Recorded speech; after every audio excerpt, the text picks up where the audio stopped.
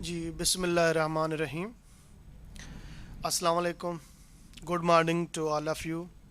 I, Dr. Ali Haider Baloch, consultant gastroenterologist, Shahid Mohtarama Benazir Bhutto, Medical University, Ladkana, warmly welcome you all in today's first session of virtual PSH 2020 conference. In this session, we will discuss non-alcoholic fatty liver disease in detail. We have three presentations from eminent international faculty, followed by a question and answer session and discussion. In this today's session with me, my facilitator, Professor Dr. Kashif Malik, Professor and Head of Department Gastroenterology, Hepatology Department, Sheikh Zayed Postgraduate Medical Institute, Lahore. We have chairpersons in this session, Dr. Zahid Yasin Hashmi from Faisalabad. Sir, are you with us? Thank you. Dr. Muhammad Harun Yusuf from Lahore. Sir, are you with us? He may join later. Dr. Habib Jadoon from Abbottabad. I think he also may join later. Muhammad Osman Khatak from Peshawar. He may join later. And Dr. Kaisar Jamal from Karachi. He may also join later. We have our renowned national faculty with us, Professor Dr. Altaf Alam, Dr. Asad Chaudhry, Professor Dr. Javed Iqbal Farooqi, and others. We start first talk of today's first Ali Haider, session. can you speak closer to the mic? I can't hear you. Yes, sir. Non-alcoholic fatty liver disease is the accumulation of fat in liver with no known other cause of hepatic fat accumulation, and it has emerged as most prevalent liver disease worldwide due to massive parallel increase in obesity. It is one of preventable liver disease through lifestyle modification. What are risky people and how to screen them and how to diagnose these? We have talk on this, home and how to screen for non-alcoholic fatty liver disease.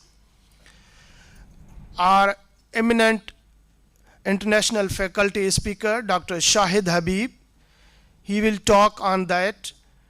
Dr. Shahid Habib is a gastroenterologist in Tucson, Arizona, and he is affiliated with multiple hospitals in that area. He has been practicing for more than 2 decades in gastroenterology, hepatology, and liver transplantation. Dr. Shahid Habib.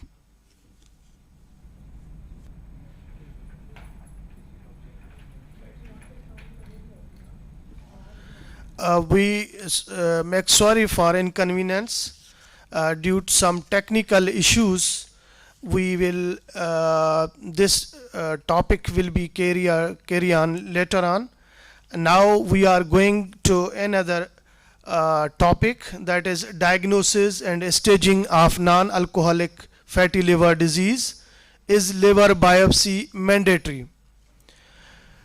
It will be delivered by Dr. Adnan Said. He is a faculty member in Division of Gastroenterology and Hepatology within Department of Medicine, and he is Chief Division of Gastroenterology and Hepatology at William S. Middleton Memorial Veterans Hospital.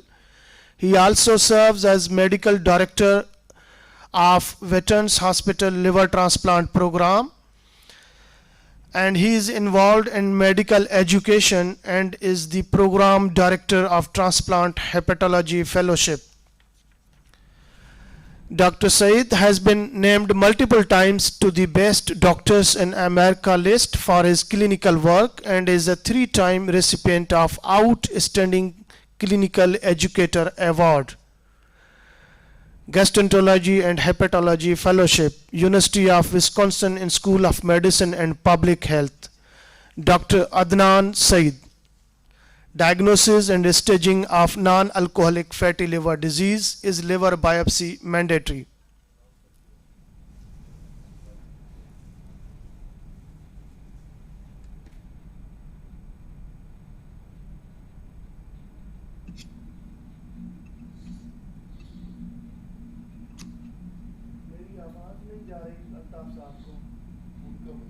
Hello.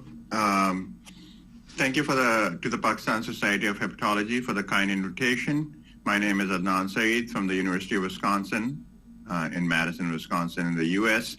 And the title of this workshop is Diagnosis and Staging of Non-Alcoholic Fatty Liver Disease. Is liver biopsy mandatory? I'm sorry I could not be there, but I will try to be available in real time for the session. Otherwise, feel free to reach out to me by email.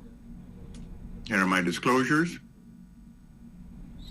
And here are the objectives of this workshop. We'll review the current diagnostic and staging criteria for non-alcoholic fatty liver disease, the role of liver biopsy in evaluation, and the role of non-liver biopsy tests, non-invasive tests in the diagnosis and staging.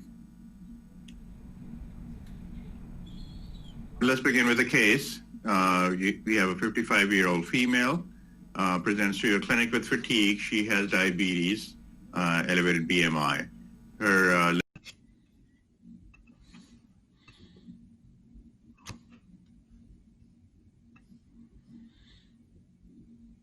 Hello. Thank you to the Pakistan Society of Hepatology for the kind invitation. My name is Adnan Saeed from the University of Wisconsin in Madison, Wisconsin in the U.S. And the title of this workshop is Diagnosis and Staging of Non-Alcoholic Fatty Liver Disease. Is liver biopsy mandatory? I'm sorry I could not be there, but I will try to be available in real time for the session. Otherwise, feel free to reach out to me by email. Here are my disclosures. And here are the objectives of this workshop. We'll review the current diagnostic and staging criteria for non-alcoholic fatty liver disease, the role of liver biopsy in evaluation, and the role of non-liver biopsy tests, non-invasive tests in the diagnosis and staging. Let's begin with the case. We have a 55-year-old female, presents to your clinic with fatigue. She has diabetes, elevated BMI. Her liver enzymes are modestly elevated, ALT 70, ST45, alkaline phosphatase, and bilirubin are normal. Her ANA is elevated at 1 to 160. Smooth muscle antibody is also elevated. Titer is 1 to 80.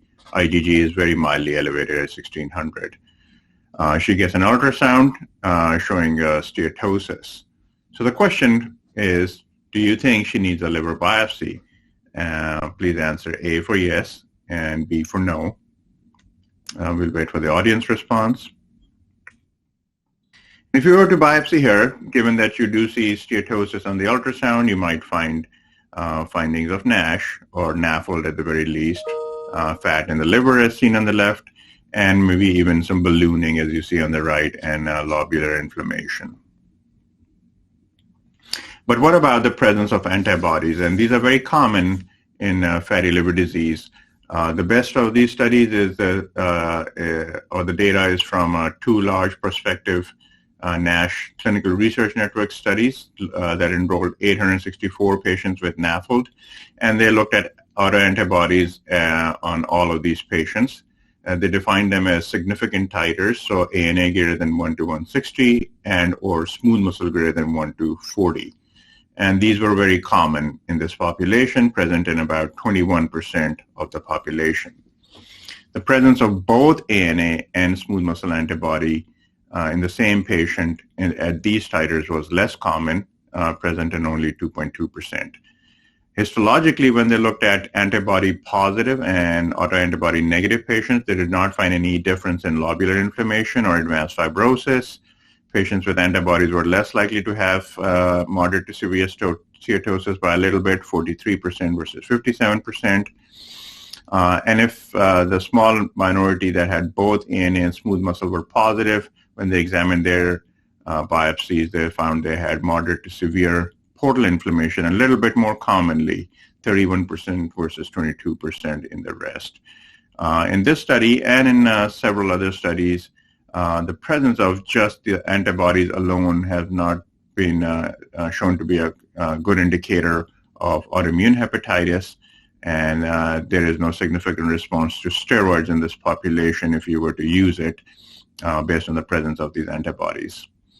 But how do you define concomitant liver disease? So there will be patients you will find with NAFLD who have autoimmune hepatitis, and so things that I look for would be positive antibodies, at least at that titer, elevated liver enzymes, and then on histology, when we do get a liver biopsy, I'm looking for significant interface hepatitis and plasma cells, inflammation that is unrelated to portal tracts and fibrosis in those areas, and then elevated IgG levels.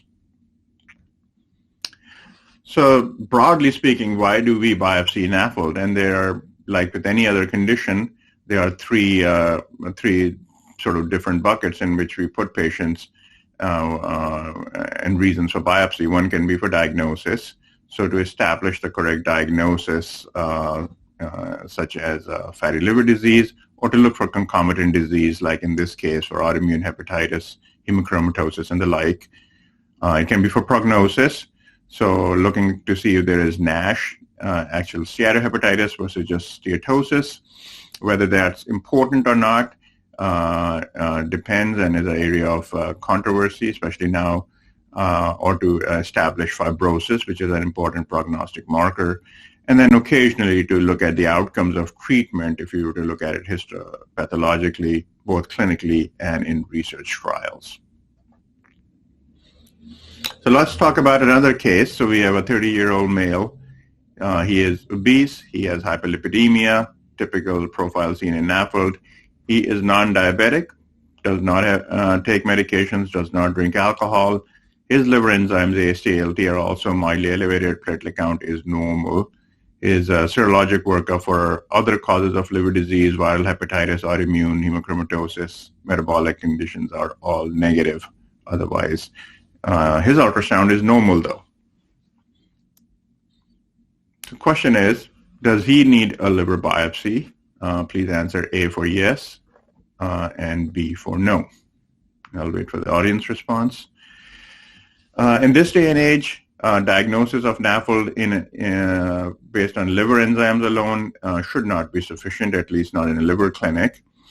The liver biopsy is the gold standard, but an imperfect gold standard and perhaps too invasive. Are there other techniques that we can use to diagnose NAFLD? And we will go through some of them. So if you're doing a liver biopsy, you're looking at NAFLD. You're looking at the presence of steatosis or steatohepatitis, and you can grade it according to certain criteria as seen on the left, degree of ballooning, inflammation, and steatosis, and stage it according to the fibrosis. So what are the advantages of liver biopsy in NAFLD? Besides the histologic change of fibrosis, you can look at other components of steatohepatitis like inflammation, ballooning, steatosis, presence of other inclusions. The main question is, do they really matter prognostically? The evidence that NASH matters is relatively weak compared to fibrosis in the presence of NASH, which clearly is prognostic. What are the pitfalls? It can be expensive. It is an invasive procedure with a risk of complications. It is less acceptable for repeated testing for a chronic condition, particularly for stable outpatients. There is some inter-observer and intra-observer bias and sampling errors. As we know, fatty liver can be quite patchy, and it's easy to miss fat on a small core biopsy. So how else do we define steatosis then? Well, ultrasound is the simplest. It is relatively insensitive for mild steatosis, but it's an easy test to get, relatively cheap, non-invasive, and acceptable. And you can see steatosis, at least moderate amounts, quite easily in the right body habitus. On the left, you see normal liver, and then progressive stages of steatosis with more echogenicity on the right and on the bottom. It's very insensitive, of course, for mild degrees of steatosis, less than 33%. The sensitivity and the positive predictive value are both about 60%. Other options include CT, where you can see decreased attenuation in patients with fatty liver. It is a little bit more sensitive than an ultrasound, but not by much. The disadvantages, of course, include the fact that you have to give radiation and contrast. Well, now there are other non-invasive tests available. FibroScan using transient elastography is now widely available worldwide, and is a relatively easy point of care test. We use it mostly to define fibrosis, but using the acoustic waves or thumps that it generates, you can also look at the dampening of those waves in a liver, which correlate fairly well with the degree of steatosis or the presence of steatosis in the liver. And as shown in the study, where steatosis grade defined by liver biopsies on the x-axis, going from 0, which is none, to 1, less than 33%, and then 2 and 3, which is more significant steatosis, moderate to severe. And on the y-axis is CAP score, the attenuation score, which is described in decibel per meter. You can see that the CAP score is not excellent at differentiating grades of steatosis, so the moderate, severe versus the mild, but it is very good at distinguishing the presence of any steatosis from absence of steatosis. And if that's your main purpose, then it's an easy point of care test to get. It has an area under the receiver operating curve of 0.87, which roughly translates to a sensitivity and a specificity in the mid 80% range. More sophisticated tests include MRI. The protocol that we use is something called proton density fat fraction to look for fat. And this makes use of the fact that under the magnetic coil, protons rotate and behave differently when they're in water versus whether they're in fat or triglycerides. And you can separate those out, fractionate those out, and calculate the degree of fat in any particular part of the liver and get a very accurate number. This is an excellent test for looking for any degree of steatosis, down to even 5% of steatosis. The area in the receiver operating curve is 0.989. Another advantage is you can look at and quantify steatosis in any part of the liver. So here's a case of a 41-year-old male with a history of diabetes and dyslipidemia, had a really high triglyceride level. We did an MRI, quantified his degree of steatosis. As you can see, 55% in the right lobe, 51% in the left lobe. And then he underwent treatment for the triglyceridemia. A couple of months later, it was markedly improved down to 35% steatosis in the right lobe, 31% in the left. So very sensitive test, useful for longitudinal monitoring as well. Here's another case. So now you're seeing a 62-year-old male with diabetes who has liver enzymes AST and ALT again modestly elevated, normal bilirubin, alphos, and INR. His platelet count is 150,000, so right borderline normal. Ultrasound shows steatosis, but a normal contour, normal spleen size. He has no complications of portal hypertension. So what worries me is that this is a gentleman who's slightly older, has diabetes, and his platelet count is in the upper, is at the lower limit of normal. So this is somebody that I do worry about with advanced fibrosis. Ultrasound doesn't show this, but does he need a liver biopsy to look at the degree of fibrosis? I would have you answer A for yes if you think he does, and B for no.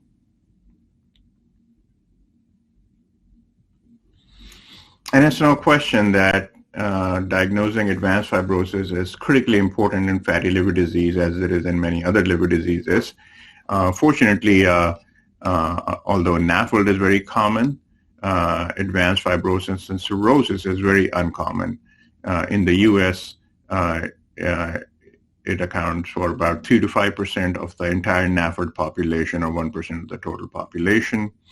But those are the patients that have been shown, as is in this cohort study, to have reduced survival compared to patients with lesser degree of fibrosis. As you can see, F4 fibrosis over a long-term follow-up had a markedly decreased survival, as did F3, although better than F4, compared to lesser degrees of fibrosis.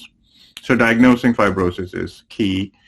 The risk of severe liver disease is increased in F4, but even a little bit in F3, and risk of death from liver disease is elevated in F4 most of all, and F3 a little bit in F2 as well. The other thing in advanced fibrosis, or F3, is that about 20% of patients may progress to F4 or cirrhosis rather rapidly, in at least this study, in about 2.5 years for the 20%.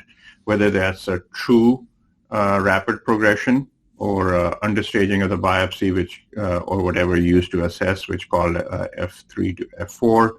I'm not exactly sure, but one needs to be really careful. When I see somebody with advanced fibrosis, F3 to F4, I follow them very carefully, and I have a low threshold for treating them as if they have compensated cirrhosis. So how do we define the degree of advanced fibrosis, looking for advanced fibrosis or cirrhosis? Liver biopsy is, as I mentioned, a gold standard, but an imperfect gold standard. So it misses about 15% of patients with advanced fibrosis, and I'll show you the data for that. Here's an older study. It looked at patients with varying degrees of fibrosis on a liver biopsy, 234 patients, and whether 3 pathologists could agree. The agreement was fairly good, around 70 to 80% when they had clear-cut cirrhosis or when they had no fibrosis. But even among these 3 expert pathologists, the agreement, whether it was stage 1, 2, or 3 fibrosis, was rather poor, less than 50%. And one can see why. A liver biopsy, although it's a nice pictorial representation of the degree of fibrosis, is only a small part of the liver. As you can see, if you were to do a cut biopsy in this patient with cirrhosis and the needle goes through the upper part, you'll see the nodules, you'll diagnose cirrhosis. If you were unfortunate enough to get a biopsy from the lower part here, you'd get mostly lobules, a little bit of the fibrosis, so it would be easy to miss advanced fibrosis. So how do we identify advanced fibrosis with non-invasive markers? And there are several available. To me, these are some of the key factors that are necessary for the acceptance of liver biomarkers in practice. So they have to be accurate, they have to be reproducible, they have to be relatively liver specific. It would be great if they correlated with clinically meaningful endpoints, and I'll show you data that they really do. And they have to be acceptable and available at a low cost. Commonly used non-invasive markers, there are several different approaches. You can use the serum-based markers, or you can use imaging techniques.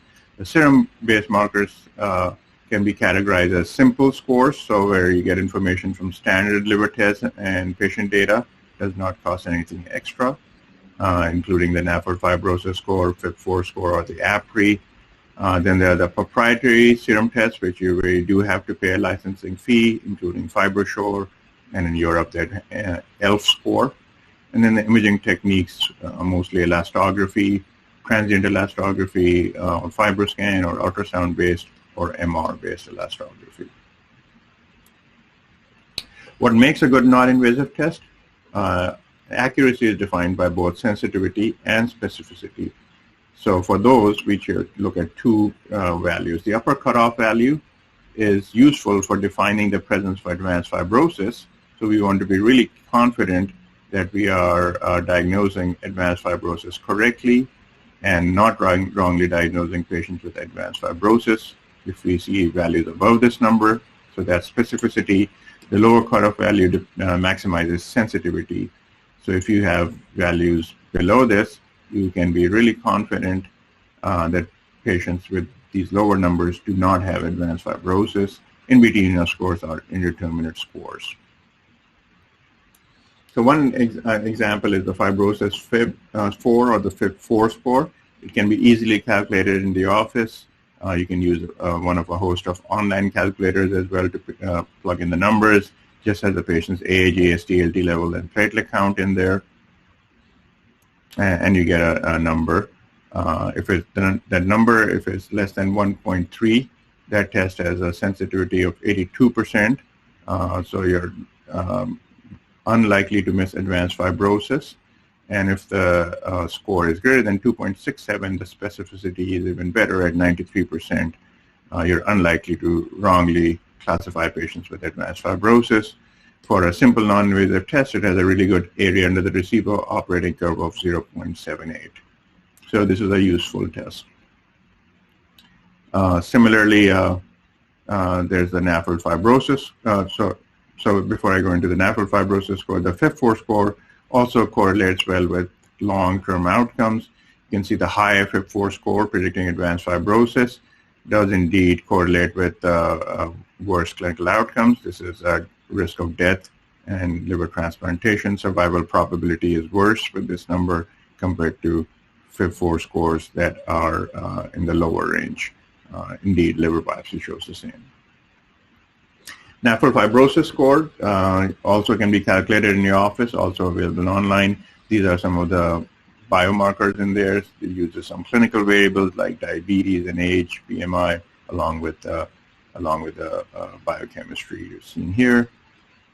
The corresponding numbers here for absence of advanced fibrosis is less than 1.45, and presence of advanced fibrosis greater than 0.67. Very similar area under the receiver operating curve. It too correlates with risk of death and mortality. So if you have a high NAFLD fibrosis score predicting advanced fibrosis, indeed, survival is worse in those patients compared to the rest. The other group of tests, non-invasive tests, are elastography. So they make use of the fact that you can send acoustic waves at a predetermined frequency through a liver, and a stiff liver reflects them much better, and a normal liver absorbs them. So this correlates with fibrosis. It's a point of care test. It's relatively non-fasting. Fasting time is only 3 hours. It's rapid. It's useful for sequential testing, and it does look at a bigger part of the liver than a biopsy would.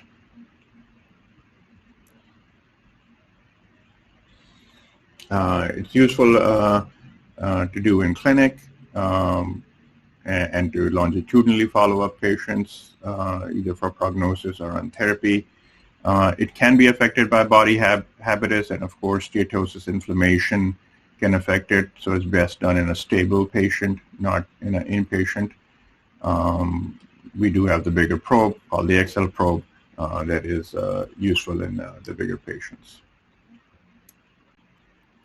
And it's most useful, as you can see here, for distinguishing no fibrosis or mild fibrosis from advanced fibrosis or cirrhosis, where the values are clearly different. The corresponding values here are greater than 9.6 kilopascal, has a specificity of 92%. So somewhere in the range of 10 to 12 kilopascal is where you would be worried about cirrhosis. Less than 7.9 kilopascals, it would be very unlikely that a person has advanced fibrosis. In between is indeterminate. And of course, the higher elastography results that correlate with advanced fibrosis indeed are accurate, and they correlate with clinical outcomes as well, as shown here, cumulative probability of death. You can do something very similar with MR if the FibroScan is not available. You can use a standard MR, and then you can hook up an elastography device to it, which generates these acoustic waves. This is strapped onto the patient. It's known as the driver, and it sends these vibrations at 90 hertz to the liver. You can emit shear waves, and it tells you based on the velocity whether there is F3, F4, or lesser degrees. Greater than 3.62 is consistent with advanced fibrosis or cirrhosis. Less than 2.97 is usually normal. So it's a very sensitive test. The advantages are you can look at stiffness in different parts of the liver. You can get a morphologic look at the liver as well. It is more expensive, requires special equipment and expertise. And it also correlates with clinical outcomes, of course. So higher levels of MR elastography do correlate with increased risk of developing liver decompensation, and it can be useful surveillance tool in patients with fibrosis. So how would I recommend, and how do I use non-invasive tests if I'm looking for fibrosis in patients with NAFLD? I usually start off with applying the serum test, either the FIB-4 score or the NAFLD fibrosis score. And if you get a value that says absence of advanced fibrosis, unless there is something else clinically that is concerning you, you can stop there and reassure the patient. If you see something as indicative of presence of advanced fibrosis and other clinical parameters do agree with it, you can treat the patient as if they have advanced fibrosis or cirrhosis. For patients that are in the indeterminate box, rather than proceeding to a liver biopsy, I proceed to the second non-invasive test, and if you've already done the serum ones, I would do the elastography test, such as the FibroScan or ultrasound-based elastography or MR elastography. And that will show that some patients don't have fibrosis and some patients do have it, and a smaller number will be left with indeterminate score. So that number that is left with indeterminate scores after the sequential workup is generally about 20% or less of your patients with fatty liver disease. And here's a similar thing. Carry out test 1. If advanced fibrosis, lifestyle and monitor. Absence of advanced fibrosis, recommend lifestyle and monitor. Presence of advanced fibrosis, manage them as you would patients with fibrosis. Indeterminate, use the second test. And if that still is indeterminate, some of those patients would need a liver biopsy or clinical judgment, depending on the situation, but that would be less than 20% of the overall population. So back to our case. So we were seeing a 62-year-old male. His AC and ALT are seen here. Platelet count was 150. And let's plug in the numbers in the FIB-4 calculator. When you do, you get a value of 2.22. So what does that mean? So if you remember from our FIB-4 scale, 2.22 is right in the indeterminate range. So it doesn't really help us. Doesn't exclude advanced fibrosis or diagnose it. So then we go on to the second non-invasive test, and I ask him to undergo a FibroScan, which he does.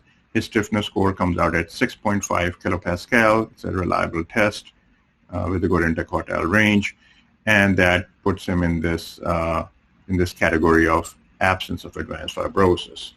So this is somebody based on the FibroScan results, normal bilirubin, normal looking ultrasound. I can reassure him that he does not have advanced fibrosis and cirrhosis at this point. I would, of course, follow him longitudinally and consider reassessing him down the road.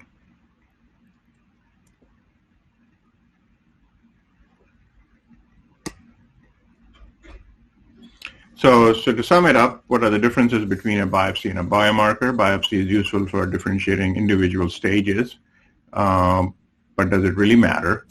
Even if the biomarker doesn't distinguish stage 2 from stage 3, I think the more important things are that distinguishing advanced fibrosis from lesser fibrosis or absence of fibrosis.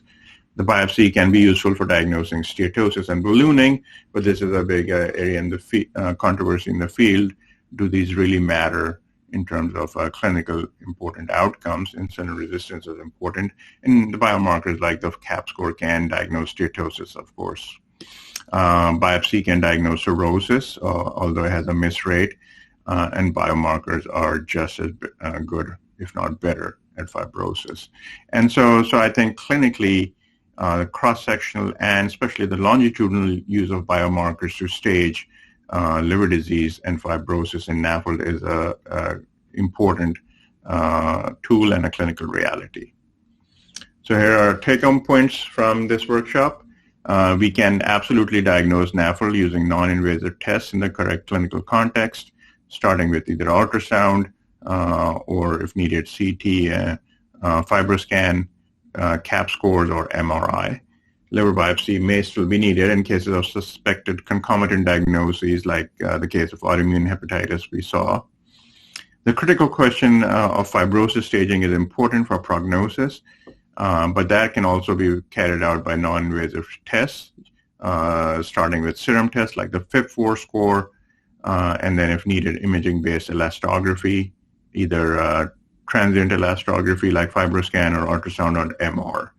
And a sequential algorithmic approach with these non-invasive tests can accurately stage fibrosis in well over 80% of your patients. For the rest, you may need cell liver biopsy. And it's not a question that for disease screening and longitudinal follow-up, these non-invasive tests are even much more useful, acceptable, and convenient. I think that's all I had, and thank you for your attention.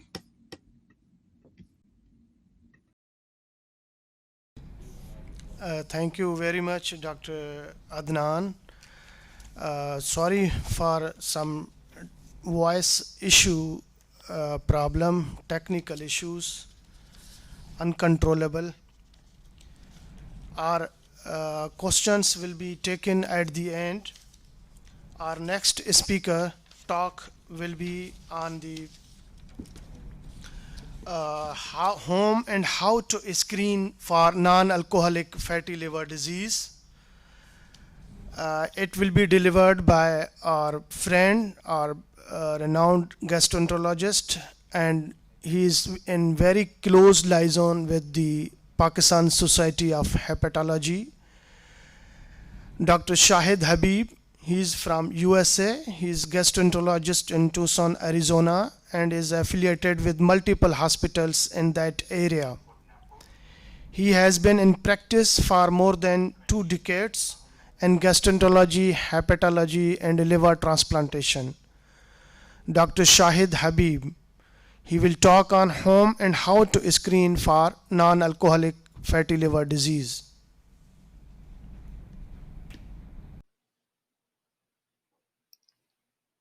Good morning.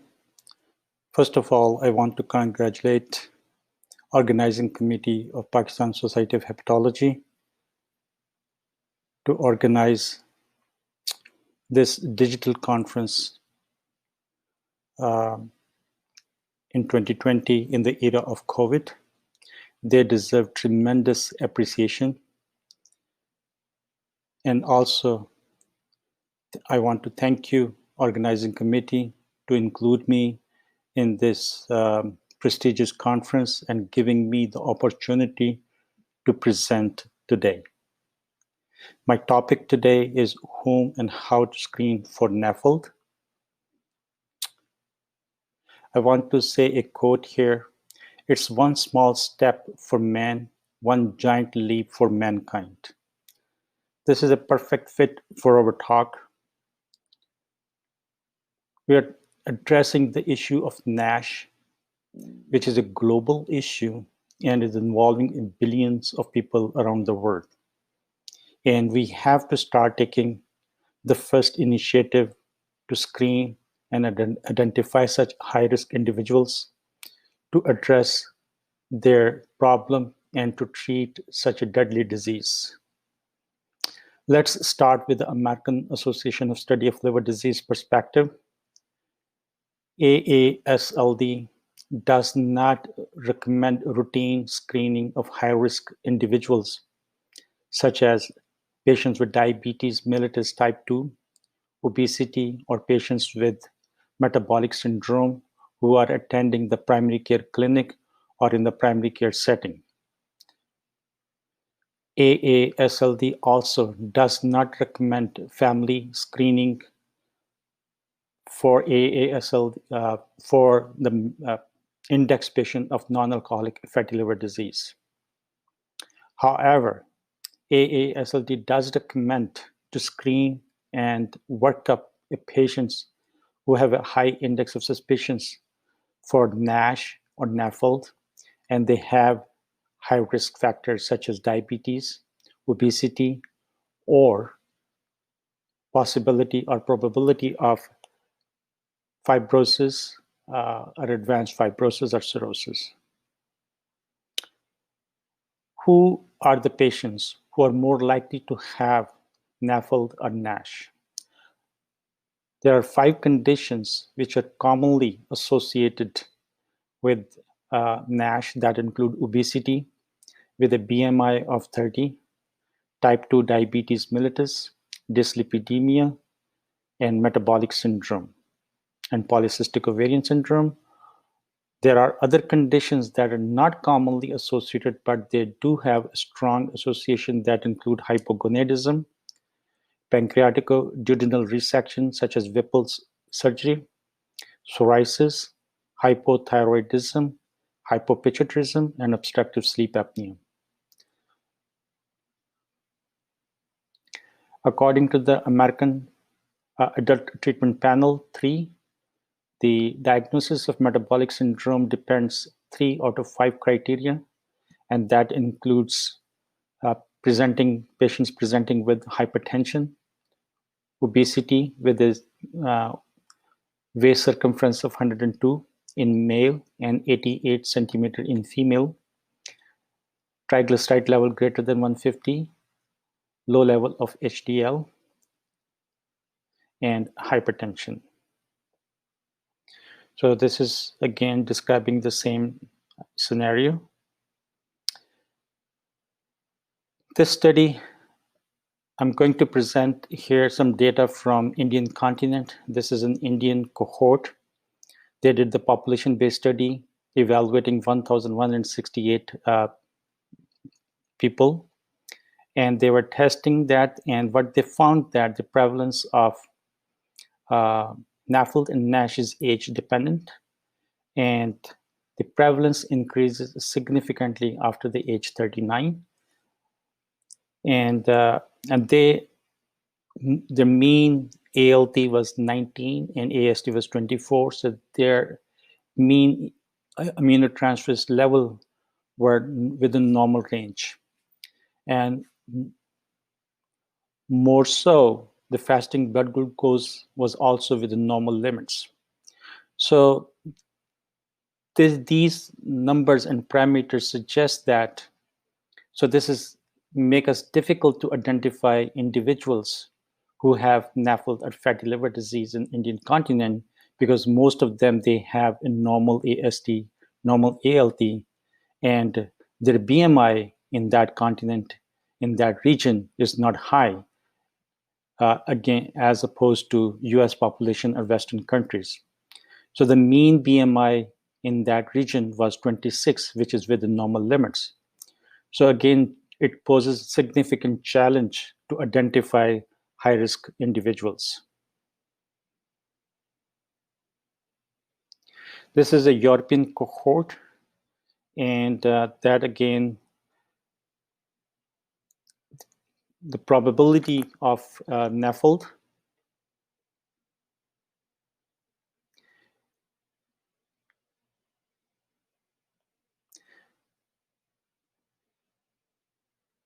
and on the left, on the graph, on the bar graph on the left side shows the percentage of NAFLD, and then there's the blue color, lighter blue here.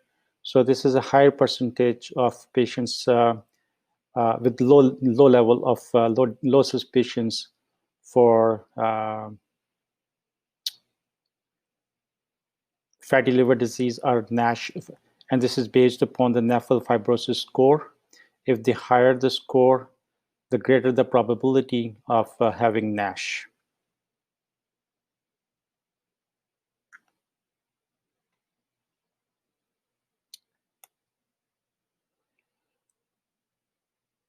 So the final results of this European population-based study, the prevalence of the diabetes in type 2 was 23.6% population, whereas it was higher among the patients with NAFLD, almost 39%. Hypertensive disease was also higher. So does obesity. 60% of the patients with NAFLD in that group have obesity. And similarly, the patients with there was similar degree of prevalence between among the two genders, male and female.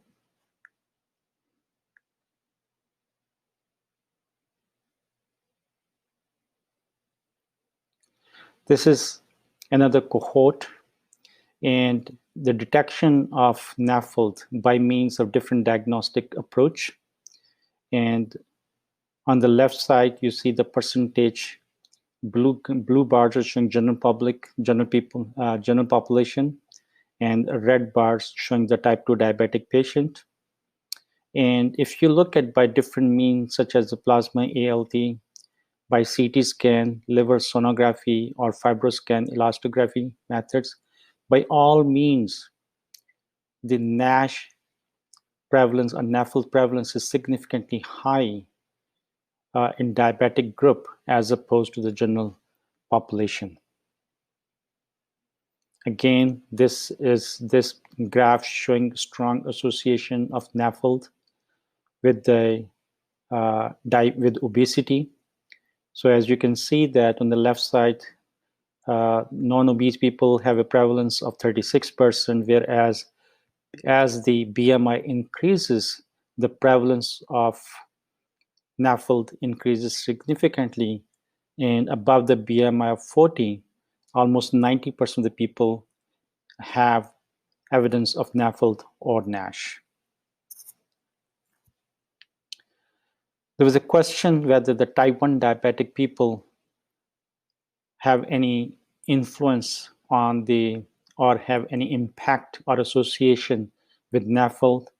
Yes, there is a small association, less than 10%, like 8.8% of the type 1 diabetic develop NAFLD or NASH, but there's a strong association with type 2 diabetes. And the people who have taken insulin, their prevalence, the prevalence of NAFLD in such patients is slightly lower than the people who have been insulin naive. Whether they have any influence on the progression of the disease, it's yet to be determined. NAFLD is a consequence of insulin resistance. So at some stage, when the insulin resistance becomes significant, the patients with insulin resistance started to produce more and excessive fat that accumulate into the liver. And then there's overflow phenomena. And as the fat increases in the fat content increases in the liver, it leads to further vicious cycle and leads to decreased insulin clearance, increased insulin resistance, increased glucose production, increased cytokine and inflammatory process, and further overflow leads to systemic increase in triglyceride levels, low HDL, and increased apoprotein B. And subsequently, as a result, it leads to hyperinsulinemia, type 2 diabetes, atherogenesis, and cardiovascular risk factor leading to stroke and heart, cardiovascular myocardial infarction, and death. People who have insulin resistance and also have obesity or hyperinsulinemia state, it also associated with the increased levels of microRNA, which has been shown to have a consequential impact with carcinogenesis, and especially with the colorectal cancer. Different kinds of cancer, the prevalence of cancer has been shown to be increased in patients with obesity and metabolic syndrome. So in nutshell, as a bottom line, NAFLD is not only a phenomenon of metabolic syndrome, but also a modifiable trigger factor associated with progression to the advanced stages of insulin resistance, intolerance, or diabetes mellitus. So in a nutshell, NAFLD is a stepping stone towards the significant morbid issues.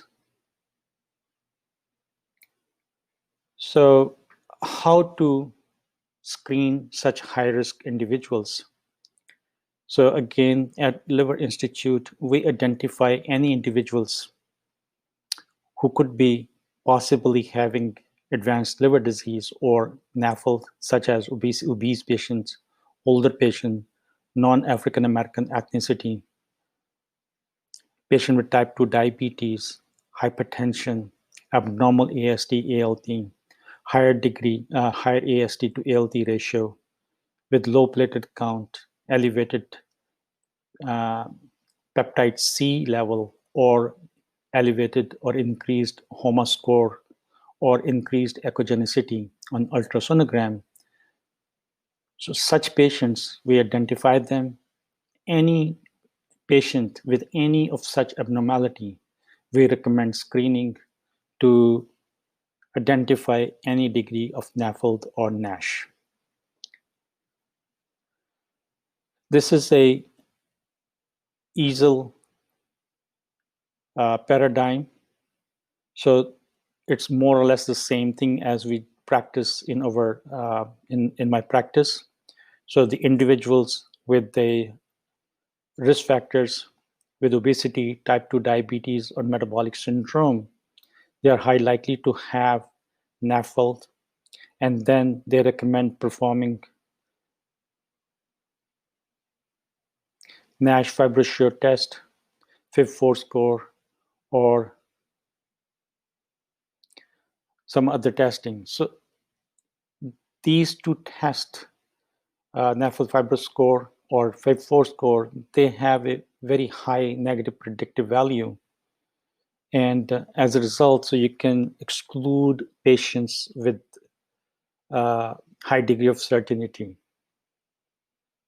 And then the secondary test, such as fibroelastography or some other kind of test, they can help us to identify patients who are more likely to have advanced fibrosis, such as fibrosis stage 3 or above. And these are the people who are more likely to have NASH. And then there's a window in between with the insignificant findings and between the significant findings, which are intermediate group, which is blue bar here. So they are maybe or probably or possibly having NAFLD or NASH. So the combination of the two testing, one test with a negative predictive value and one test with a positive predictive value, will identify the two extremes of the patient population with the insignificant disease or significant disease. And then there is a group which is having an intermediate disease, and in such patients, liver biopsy might be helpful to confirm the diagnosis. So this is our simple paradigm, what we practice in our practice at Liver Institute. So we identify high-risk patient, as I mentioned earlier. And so in such patients, we perform FIB4 score, NAFLD fibro score, ultrasound, echogenicity assessment. And if any of these three criteria is abnormal, then we move for the screening with elastography or with NASH fibrosure test. And if any of the two tests, whichever test we perform that, depending upon the insurance and other factors, and once we perform that, if they have a features, characteristics of identifying patients with high degree of fibrosis or advanced fibrosis, which is greater than F3, we perform for the formal evaluation of chronic liver disease with or without liver biopsy. So this is our clinical evaluation paradigm, what we practice at Liver Institute. And as we say, so after the screening paradigm, if we suspect patients probably or possibly having NASH, then we rule out the viral hepatitis. And then the first thing to move forward with the diagnosis is exclusion of alcohol or drug-induced liver injury or metabolic factors such as Wilson's disease, hemochromatosis, or alpha-1 antitrypsin deficiency. If we identify if the workup is suggestive of either drug-induced liver injury or metabolic workup, then we go straight for the liver biopsy. Or if its metabolic workup is negative, then we check for the autoimmune markers and immunoglobulins. And if there is a high degree of suspicion for possible autoimmune disorder, then we go straight for the liver biopsy. Otherwise, we check depending upon the features of metabolic syndrome. If they are present, then we go for the elastography or FibroSure testing. If the index of suspicion is very high, they're very confirmatory, then we just treat as clinical NASH. And if it's identify as based, as I mentioned earlier, if the disease is minimal, we just monitor them and do the surveillance every 6 to 12 months. And if it's an intermediate group, then we move forward with the biopsy, and then biopsy can identify either NASH or some alternative diagnosis. This is another group having their own model. The only difference is that they do workup after biopsy after 3 to 6 months of diet and exercise for the weight loss. And if they are having the high risk factors such as diabetes, metabolic syndrome, older age, or other factors, then they go for the biopsy if there's a response. And if they do not have any factors, then they go for the reassessments. It's the same method, same approach, but it's the sequence of the events is slightly different than what we practice. Here are 2 questions for the audience. What are the most appropriate differential diagnosis of a patient presenting with abnormal AST and ALT, PBC, PSC, granulomatous hepatitis, cholelithiasis, biliary obstruction or CBD stone, autoimmune hepatitis, hemochromatosis, NASH and NAFLD, pancreatic tumor? So what the answer here is the differential diagnosis of NAFLD is autoimmune hepatitis, hemochromatosis, and alcohol hepatitis. So these are things that need to be excluded before we establish the diagnosis of NASH. I would like to highlight one important point here, that the FibroScore, the elastography, having an abnormal elastography does not necessarily mean that the patient has NASH. It just tells you that the patient has some degree of fibrosis, and the etiology and the cause of fibrosis could be anything. So in order to establish firm diagnosis of NASH, we have to exclude other etiologies. So the second question here is, how would you establish diagnosis of NASH? Definitely. So based on the clinical abdominal discomfort, symptoms, abnormal immunotransferase level, echogenic liver, and metabolic syndrome. Option B, histological, that includes steatosis, inflammation and fibrosis, NASH FibroSure test, or FibroScan. Correct answer is, in order to establish NASH with a high degree of certainty, you need a liver biopsy, and the biopsy has to show all the features including steatosis, inflammation, ballooning, and fibrosis.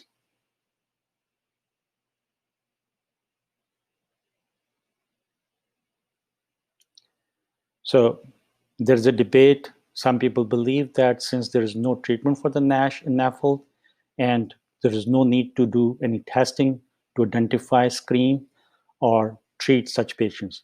No, my approach is different. It is wrong. This is a humongous problem. We need to identify high-risk individuals. There are multiple reasons to to identify such patients, we need to identify and treat their risk factors, and also we need to initiate lifestyle intervention, which is the gold standard, and it has been proven value. And I stop here, and this is thank you very much for the opportunity again.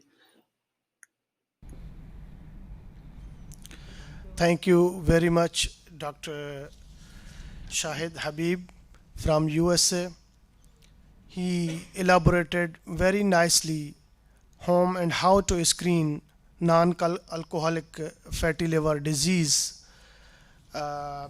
He reminded us, elaborated, identify high-risk patients, do some tests over these patients, and go for then screening with elastography, and if needed, followed by liver biopsy. Our next talk is on current and future treatment of non-alcoholic fatty liver disease, and Dr. Bilal Hamid from USA will talk on upon current and future treatment of non-alcoholic fatty liver disease. Dr. Bilal Hamid, he is Associate Professor of Medicine, Director Transplant Hepatology Fellowship, Associate Clinic Chief, Hepatology, University of California, San Francisco, member of NAFLD and American Society of Transplantation, has long-standing interest in non-alcoholic fatty liver disease, hepatocellular carcinoma, liver transplantation, and acute and chronic liver failure. He has numerous publications and peer-reviewed journals on the aforementioned topics. He has received numerous awards and honors in his field. Dr. Bilal Hamid. Assalamu alaikum, everyone. My name is Dr. Bilal Hamid. I am working as Associate Professor of Medicine at University of California, San Francisco. Topic, as you can see, is current and future therapies for NASH. I would like to again thank you, PSH, for the kind invitation, and I'm honored to be part of this organization. Outline of my talk is to understand what is the current management options available for patients with NASH, focusing on what are the medication which we can use at this time if we diagnose some patient with NASH, and then talking about the future and emerging treatment. So when you talk about the management options for patients with fatty liver disease and NASH, I think about how we can control the obesity, how to reduce the cardiovascular risk, as most of us are aware that the most common cause of death in patients with fatty liver disease is cardiovascular disease. In patients who have NASH, how do we target with liver-specific treatment? And then if someone has advanced fibrosis and cirrhosis, can we reduce the risk of hepatocellular cancer? Lifestyle modification with diet, exercise, and bariatric surgery are the key element for controlling obesity. Treatment of metabolic syndrome, especially working on hypertension, dyslipidemia, and type 2 diabetes is of paramount importance. And then there is some data coming out with simvastatin as possible for ACC chemo prevention, but we do need more studies to think about it. And finally, in patients with NASH, what are the current treatment, which is the focus of the talk today? So when we look at the drug therapy, most of you are aware that currently there are no drugs that are approved for NASH. There is no FDA-approved medication, but this field has growing significantly. And our hope is in the near future, in the year or two, we will have medications who would be approved for NASH. But it's important to understand that which patients with fatty liver disease actually will need treatment for liver-specific treatment at this time or also in the future. We are aware that patients who have active inflammation on biopsy, which we call NASH or non-alcoholic steatohepatitis, patients with NASH with fibrosis or NASH cirrhosis are the patients who actually need treatment, liver-specific treatment for NASH.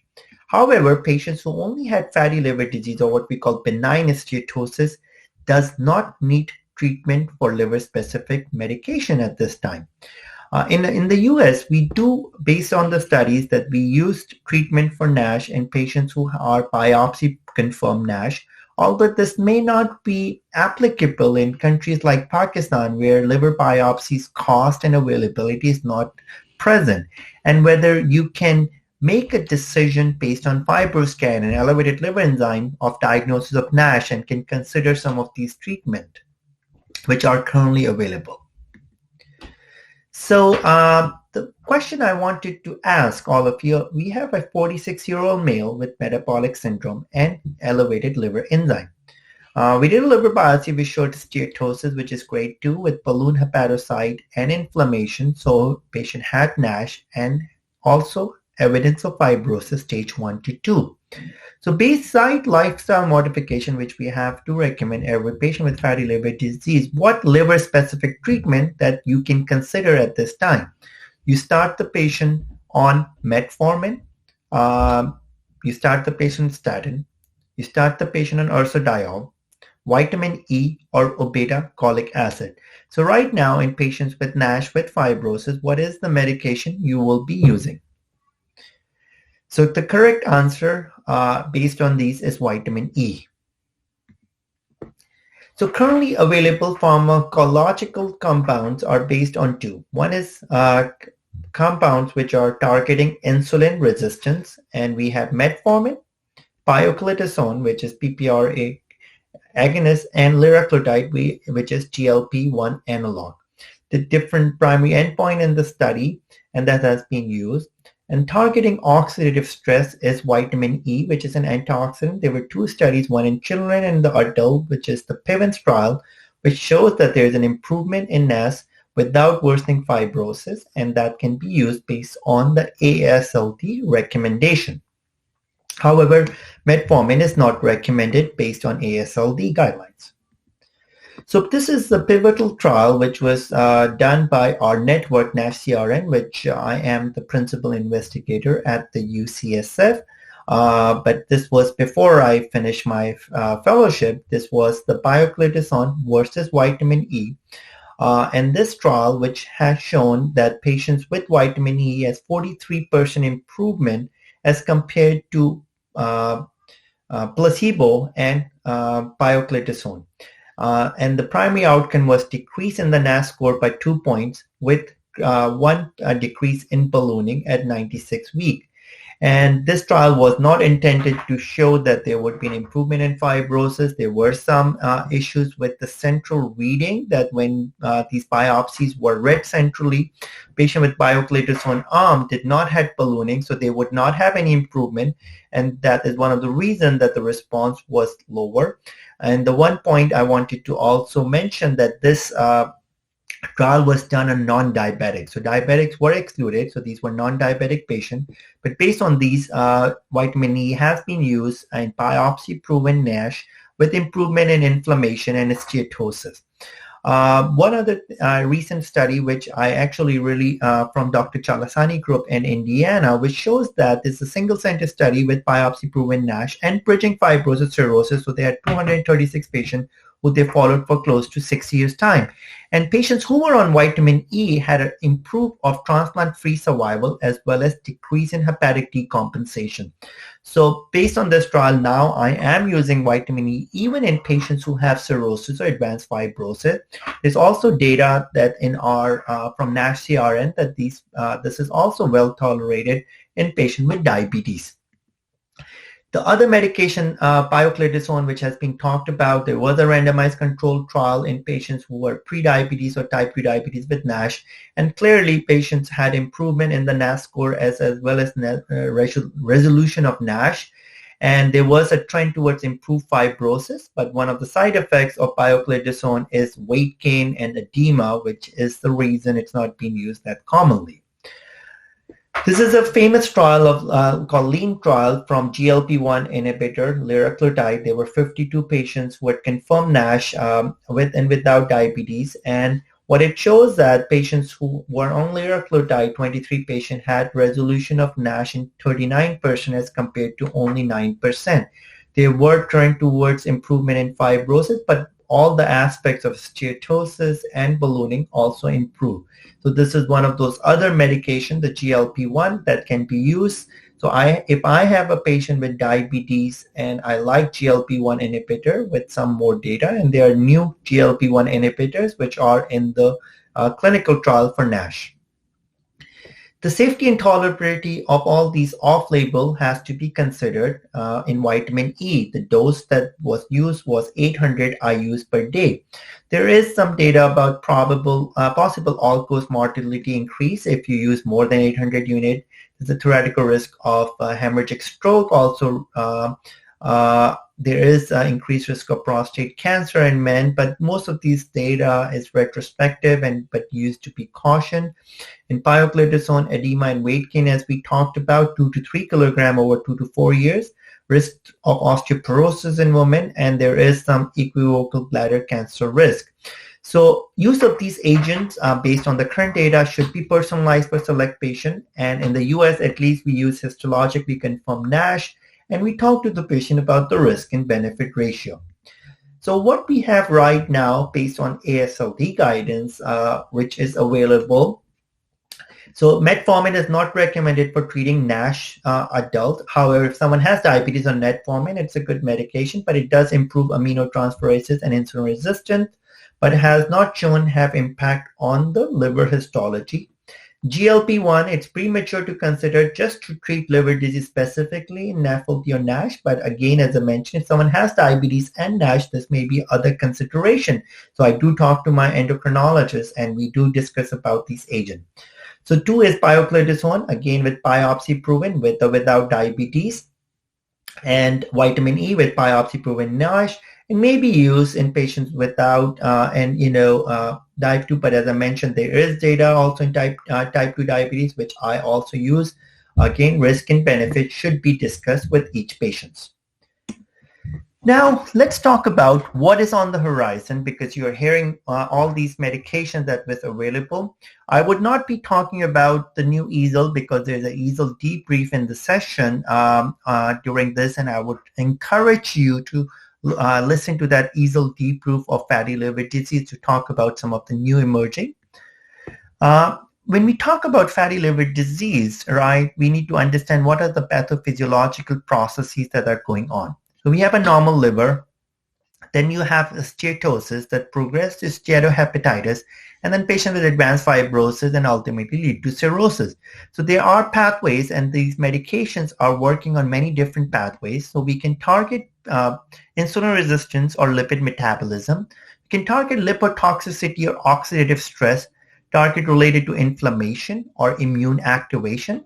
Then you have targets related to cell death and apoptosis and necrosis. And ultimately, whether we can decrease fibrosis or fibrogenesis or collagen turnover. So this is a busy slide, but the point is that we have so many agents, and this is no way anything complete. We have even more agents.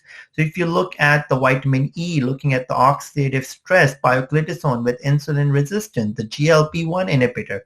And also at the same time, there are medications that we were very excited about, but unfortunately, in the earlier trial, like simtuzumab, cilacertib, Sensivoric, which has not shown benefit, and they already stopped the clinical trial. So, but the more we understand about the pathophysiology, we understand which pathway the medication is working, and that will give a better sense. Also, when we look at the clinical trial, so there are more and more trial comes in. So my focus is more in phase 3 clinical trial. So in phase 3 is the liver histological improvement is the endpoint that is being recommended. This is a FDA draft guidance from FDA. And then you need to show whether there is a resolution of NASH, which is on the biopsy histopathological reading, that you have a resolution of steatohepatitis with no worsening fibrosis, or you have fibrosis improvement, that you have improvement of greater than 1 stage of fibrosis and no worsening of steatohepatitis. So FDA want the medication in phase 3 to prove these endpoints so that it can be either conditionally approved or it can be approved for final use. At the same time, there is more and more data coming out that when you look at the histology, there is a discrepancy, or you can have inter-observer variability by the histopathologist, that sometime when the one biopsy was read slightly different, and there has been address and there has been guidance regarding that. So most of these clinical trials have a central pathologist, as compared to some of the earlier trial where there are local pathologists is determining whether the patient will qualify for the trial. So this is the phase 3 medications or NASH treatment that are currently or that were being going on. So we have Sensiboric, which was unfortunately stopped because there was no improvement. And look at the number of patients that are required or will be part of it.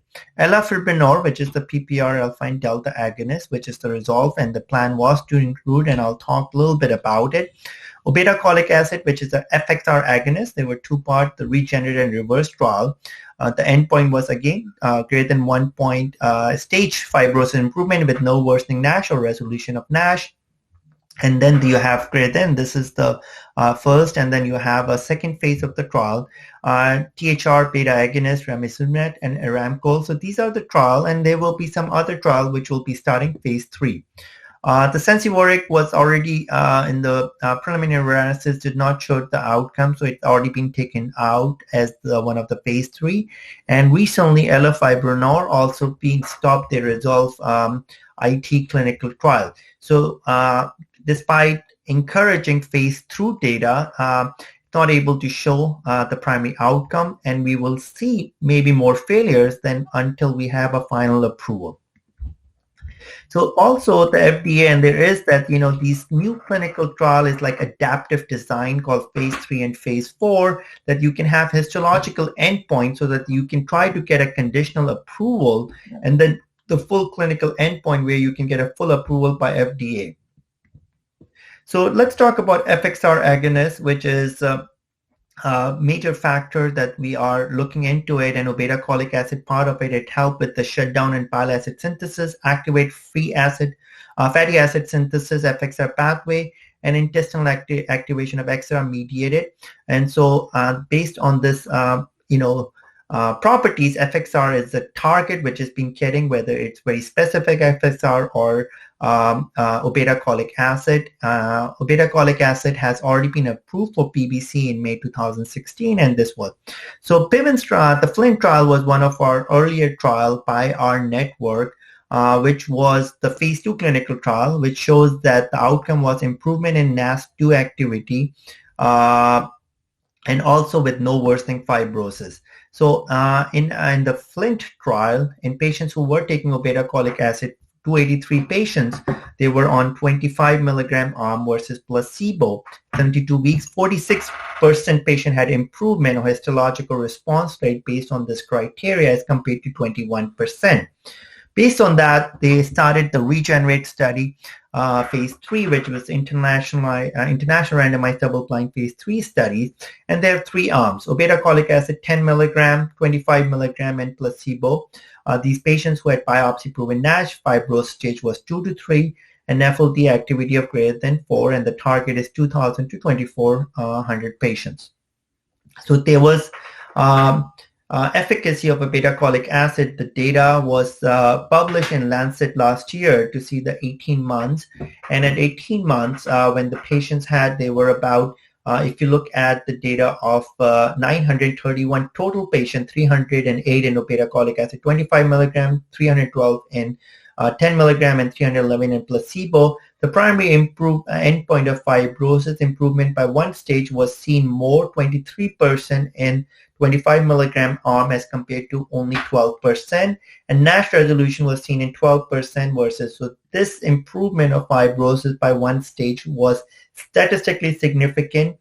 Based on this data, obeticholic acid company went to FDA for conditional approval, but it was denied by FDA, and they want the further data. So this is still looks very promising with improvement in fibrosis. But again, when we talked about any of these medication, we always have to pay close attention to the placebo effect, because patients who are losing weight or have a better lifestyle modification has improvement. So again, this 1-stage fibrosis improvement was seen in 23% versus 12%. So 12% patients who were on placebo did have improvement.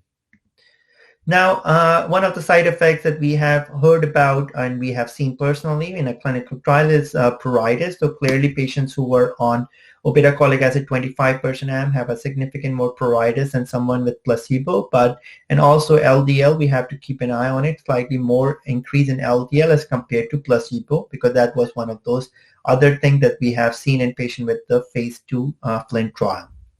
Elafibranol is a dual PPR agonist, and there was very exciting molecule because we thought that PPR alpha and delta compound, they decrease.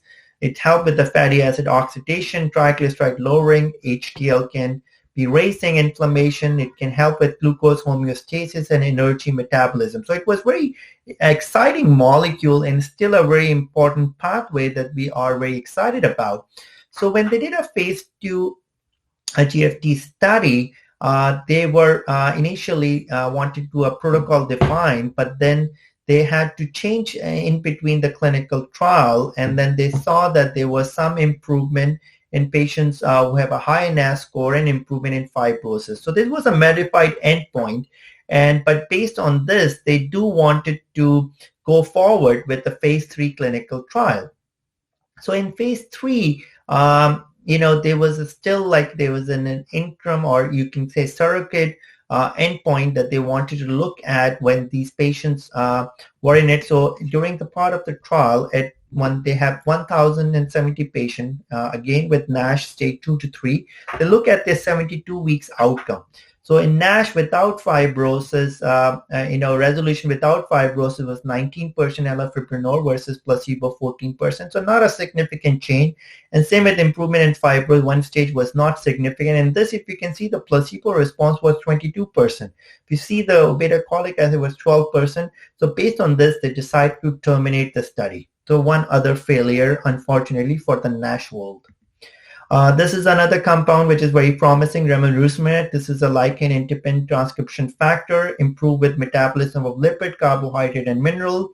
There was a phase 2 study that was 12-week efficacy, which shows that patients on this medication has a improvement in MRI fat fraction of 32% versus 10%. And based on that, this was actually in phase 3 clinical trial. Some of the important phase 2 based on different mechanism of action that has been targeted to keep an eye on it is the a new kind of FGF21 analog, NGM82, semaglutide, which is GLP-1, and this terspetride with the GIP and GLP-1. So these are all very promising compounds that I would look out for, and these are in the phase 2 trial. Some of the data is coming out. Lastly, this is the NGM2, which was published this year in Hepatology, the 12-week biopsy-confirmed NASH. So important part of this that there were 3 arms of it, 1 milligram and 3 milligram, and as compared to it, there was a significant improvement of MRI fat fraction.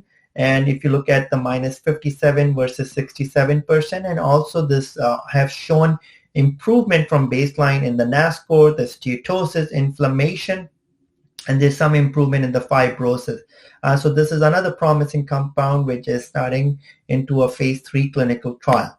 Seroclitisar, as we talked about, is a very novel PPR, and there was a presentation last year in ASLD which shows that it has improvement in ALT and fat fraction. So I would look out for this compound, which I think is also very promising. But there's still uncertainty about what is the best target for NASH, whether it would be metabolic, inflammatory, apoptotic, and antifibrotic agent. And again, what we see in the future would be a precision medicine. So hopefully in the future, we can decide which pathway this patient is, whether they have anti-inflammatory pathways or metabolic, and use combination medication to help with the NASH. So in summary, obesity management lifestyle at this time is still the most important modification that we can use in patients with fatty liver disease. In my opinion, vitamin E still is the main treatment at this time in biopsy-proven NASH. But as I mentioned, in Pakistan, if you have patient, you can give it a trial, see whether there's an improvement in ALT, and if there is no, you can stop it. But there are very exciting molecules in clinical development for treatment of NASH and hepatic fibrosis. Although there is no FDA-approved therapy, the hope is obeticholic acid may be approved next year, but we have to see as they didn't get the conditional approval. But identification of patients who needs drug treatment will be important to understand. Right now, patients who have NASH with fibrosis stage 2 to 3 would be the ideal candidate. And once we have these medications, we need to decide which patient actually will need treatment for these. And this is the end of my class. My talk. If you have any questions, feel free to email me at bilal.hamid@ucsf.edu. Very rich presentation, elaborated very nicely current and future treatment of non-alcoholic fatty liver disease in this era. I welcome Dr. Harun Yusuf and chairperson's list. Dr. Adnan Saeed is with us. Thank you, sir. Dr. Bilal Hamid is also with us. Thank you, sir. Dr. Shahid Habib from USA, he is also with us. I also welcome our mentor, Professor Anwar Khan. He is also with us. Now, question and answer session is there. Some few questions are from audience. From Dr. Adnan Saeed, sir, what is your priority of choosing non-invasive test as far as diagnosis is concerned of the non-alcoholic fatty liver disease? Either you choose fibrosis, to look for fibrosis, FIB4 or NAFLD fibrosis score or APRI score. Dr. Adnan Saeed, sir. Can you hear me? Yes, sir. Personally, sir, can you come on camera? Sure. Thank you. Hello. So thank you for the question. So personally, I like using the FIB4 score with all the caveats. You have to be careful about using it in the elderly. There is increased false positive rate, but it's a simple test. It doesn't have many clinical parameters. So that's the first test. Some people like the NAFLD fibrosis score. I think they're both pretty similar and they're non-proprietary. And then after that, I go on to FibroScan in most patients. If a FibroScan fails, then if a MRI is a possibility, I would go to that. And then in some patients, of course, liver biopsy may be indicated. Thank you, sir. Sir, is liver biopsy in proven non-alcoholic fatty liver disease, he or she is on treatment, when you consider to repeat liver biopsy to look response to the treatment? So yeah, that's a great question. So that's one of the controversies in the field, because all the treatments that we just listened to in that excellent talk and all the treatments under investigation are looking at histologic outcomes as the primary endpoint. And really there haven't been excellent studies showing that non-histologic outcomes correlate with outcomes as well. We have no evidence that any of the medications that we use make a difference in clinical outcomes. So we only know about histology. I personally don't repeat a liver biopsy in a lot of these patients when I use, the vitamin E, for example, or pioglitazone. There is enough evidence of using liver enzymes. If the liver enzymes were elevated after 6 months, if there's a greater than 30 to 50% decline, then you continue treatment. If there isn't, then I think that's enough of a stopping point to say that this is not effective. The FibroScan, I think, is a useful test if you can get it at baseline, and you can correlate it with your baseline liver biopsy. You can follow it longitudinally. I would wait at least 6 months, ideally even a year, before I repeat a FibroScan for treatment. Thank you, sir. Any other comment on adding suggestion according to this question. Dr. Shahid, are you hearing us? Shahid Habib?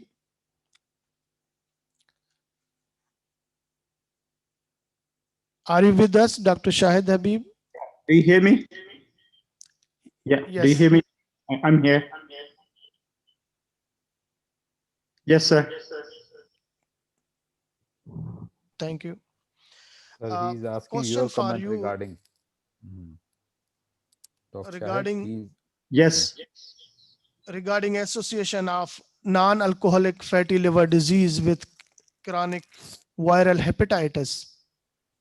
Dr. Shahid. Yes, there is an association of steatosis with hepatitis C genotype 3. And so this is well-known association. And then there was some evidence that the steatosis is also associated with genotype 1 hepatitis C. But yes, keeping in mind that in Pakistan, as the genotype 3 is quite common, so this population is very high risk of having steatosis in addition to the hepatitis C infection. So my point or my take in such patient is that once we treat the hepatitis C and we get it cured, and we need to follow them very closely, because even though the patient is cured for hepatitis C, but the disease may continue to progress and result into terminal ill stage where the patient can have the end stage liver disease, or the risk of complications such as hepatocellular carcinoma may persist. So there's no evidence how to follow such patients post treatment for hepatitis C. But certainly in my personal experience, I've seen patients quite often that they come after the cure of hepatitis C and they present with HCC, and they often have kind of a found of underlying metabolic syndrome or features of steatosis on the biopsy. So I think for we have very strong data to prove that there is a strong association of steatosis and NAFLD with hepatitis C genotype 3 in particular. And we need to keep in mind after treatment to follow very closely. Thank you. Uh, Another question is from Dr. Bilal regarding use of vitamin E as a treatment of non-alcoholic fatty liver disease. Is it the vitamin E use is time bound or indefinitely, and dose? Dr. Bilal Hameen. I Dr. can't see Bilal, are you Dr. with us? Bilal in front of me. Can you Dr. direct Bilal this is not question here. to either Shahid? Dr. Adnan, can you answer this question, please, Yep, for us? I can answer that. Yeah. Okay, Yeah. Shahid will answer. Yeah, as you know, the studies, the randomized trials on vitamin E were 48 to 72 weeks, and pioglitazone as well. So we don't have trial data for longer than that showing benefit. If however your patient has fibrosis or elevated fibroscan results or any other indication of progressive NASH, and they do respond either based on liver enzyme improvement or based on the fibroscan results, and they're tolerating it, then you can continue it long term, greater than the 2 to 3 years. Definitely. So we've continued it in patients over 5 years or so. But we don't know long term, right? Is it a lifelong treatment? The study, the Pivens trial just came out in 2010, so we don't have lifelong data, but we know 5 years and stuff is generally safe for most people that respond to it. Thank you, sir. One question for both of you, sir, from Dr. Adnan Said Saab and Dr. Shahid Habib. Can we use vitamin E in diabetics and cirrhotic population? This is Shahid. So yes, Ji. it can be used as the Bilal has mentioned in his talk. So it is not contraindicated, but yes, there's a risk, some long-term use of vitamin E. So if you discuss the risks and benefits with your patient so certainly you can use it. And there is no obvious clear-cut contraindications to use in this situation. Dr. Adnan, your point of view? Yeah, I agree. Yeah, there is at least that one study showing in compensated cirrhosis of some potential benefit. So you can use it even in diabetics. I think the data for pioglitazone is a little bit stronger. Some of the Kenkuzi studies, although they all tend to be from one group, um, are showing that diabetics and pre-diabetics respond to pioglitazone, and the vitamin E study was in non-diabetics, but a significant amount had pre-diabetes, of course. So in the real world, you can use it, of course. Thank you. Dr. Shahid Habib, can you apply same tests over pediatric population to diagnose pediatric non-alcoholic fatty liver disease, or you think there is any change? Yes. So first, I do not have much experience of fatty liver disease in pediatric population. However, I see teenage or adolescents in my practice with non-alcoholic fatty liver disease, and I typically use the same parameters as I use in adults. But I have no experience in younger than 10 years of age, but certain adolescents, the same parameters are applicable and the same approach of treatment is applicable. Thank you, sir. One another question from audience is HOMA-IR index, homeostatic model assessment of insulin resistance in non-alcoholic fatty liver disease. Dr. Adnan Said Saab. So this is a It's a test. significance in NAFLD. Yeah. So the significance of the HOMA-IR is to see if somebody has insulin resistance, but not frank diabetes yet. As we know, insulin resistance, even in the absence of frank overt diabetes, is associated with an increased risk of fatty liver disease. So this may be very useful in the patient who has elevated liver enzymes, and you're trying to work up what is the cause of that as well.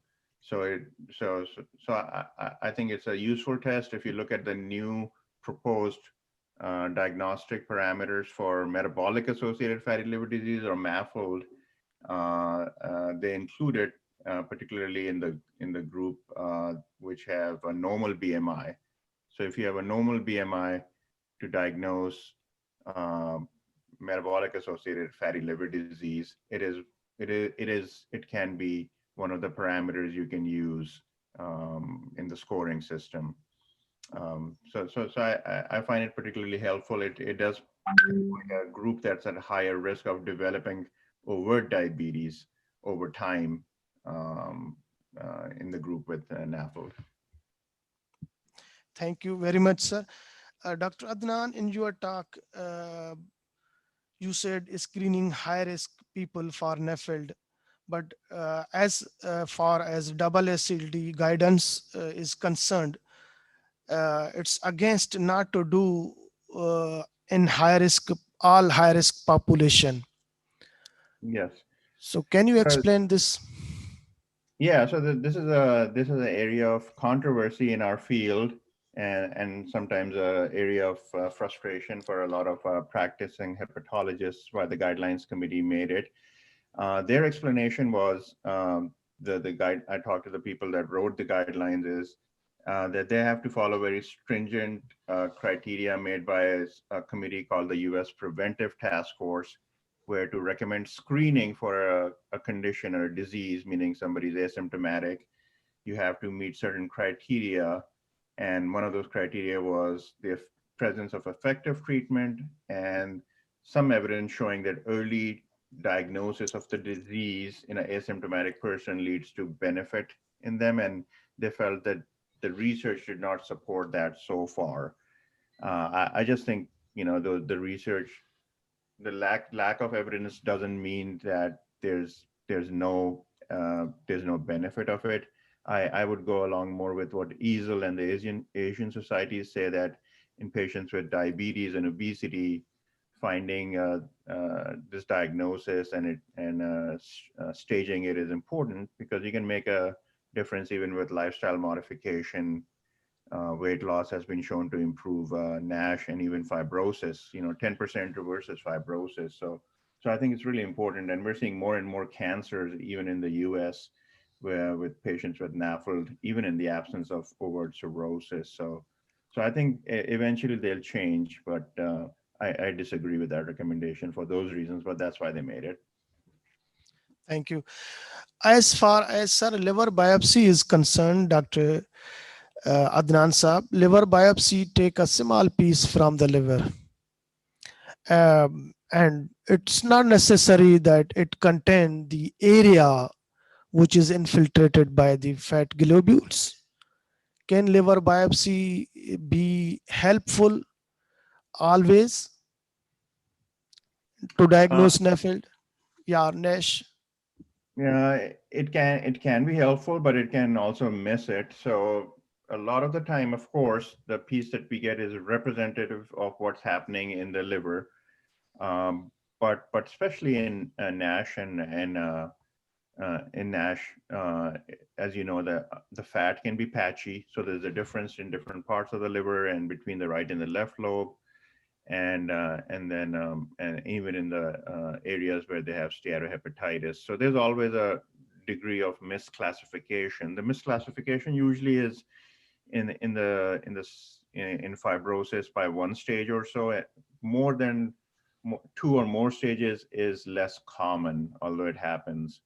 Can you miss steatosis? Yeah, we see cases where we can clearly see steatosis on imaging, and they get a biopsy for staging, and you don't see steatosis in patients with who are non-cirrhotic as well. So it definitely can be missed. It is patchy. So when you're diagnosing NASH, you have to look at three different things. You have to look at the liver enzymes or any other biochemistry you're following. You have to look at imaging parameters.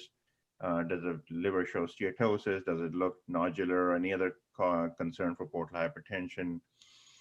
Do the fibrosis scores, like the FIB4 scores, point to some concern?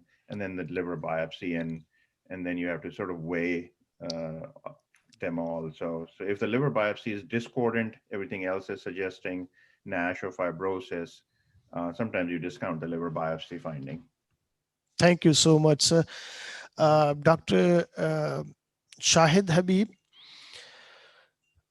no doubt non-alcoholic fatty liver disease leading to NASH and these sequelae problems, complications arising from cirrhosis liver leading to hepatocellular development.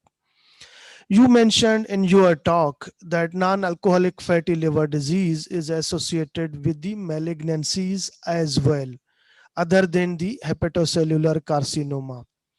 So advanced liver fibrosis itself, whatever the cause is associated with the malignancies other than hepatocellular carcinoma, or non-alcoholic fatty liver disease induced liver fibrosis, advanced liver fibrosis is associated with the malignancies other than the colorectal malignancies other than hepatocellular carcinoma. Dr. Shahid.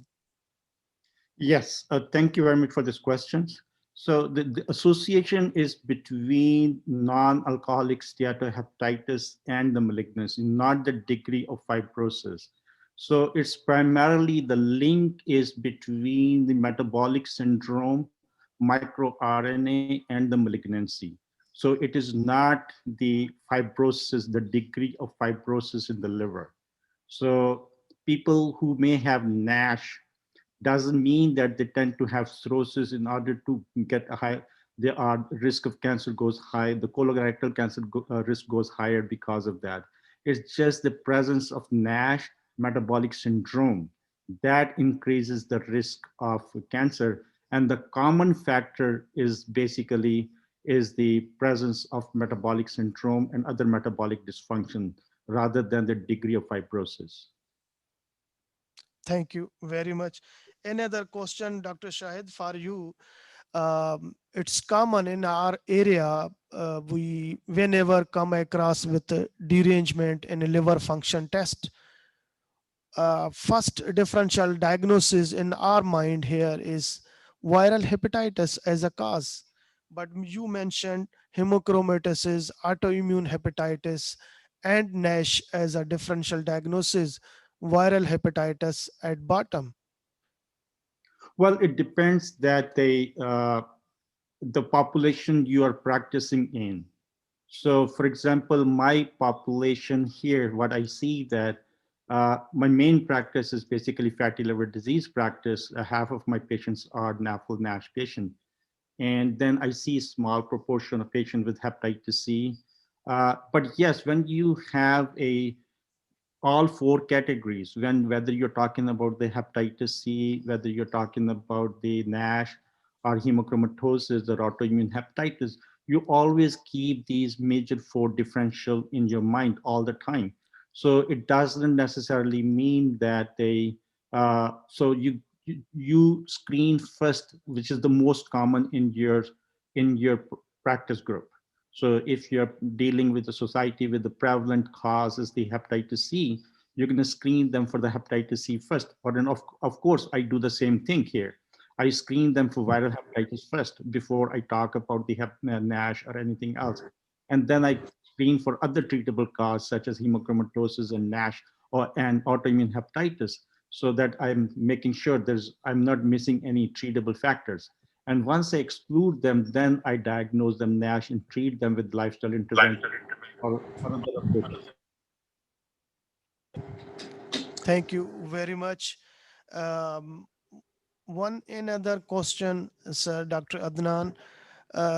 Association between non-alcoholic fatty liver disease and dementia, cognitive impairment. There's been some studies. I'm not necessarily an expert in this sub part of NAFLD, but there's definitely been studies that, at a population level, have shown that patients with NAFLD have more cognitive decline than you would expect based on age alone.